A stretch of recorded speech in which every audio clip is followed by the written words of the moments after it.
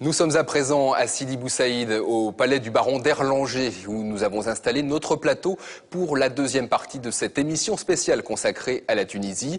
Un palais qui abrite aujourd'hui le Centre des musiques arabes et méditerranéennes, un centre que vous dirigez, Mounir Entati. Bonsoir. Bonsoir et bienvenue. Merci. Alors nous allons bien sûr parler de la personnalité du baron d'Erlanger, qui était quelqu'un d'extraordinaire.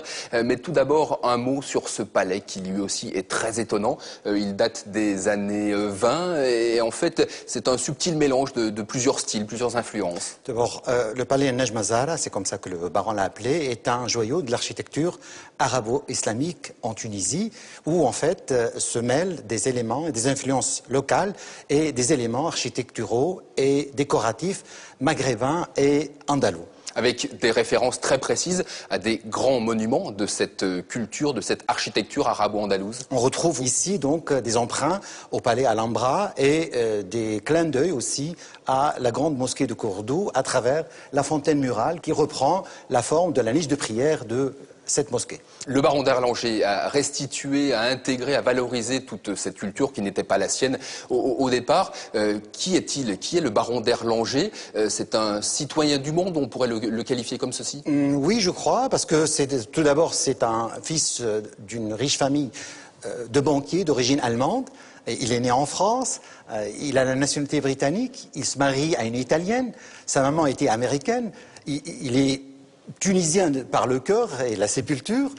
Donc c'était un monsieur qui était dès le départ préparé à jouer ce rôle et à avoir ce parcours donc d'homme de dialogue entre les cultures et les civilisations. D'autant plus qu'il a connu plusieurs religions. Tout à fait. La famille était au début israélite et se sont par la suite convertis au catholicisme, et à la fin de sa vie, le baron s'est beaucoup rapproché de l'islam et du mysticisme islamique. Alors le baron d'Erlanger était également un artiste et notamment un peintre.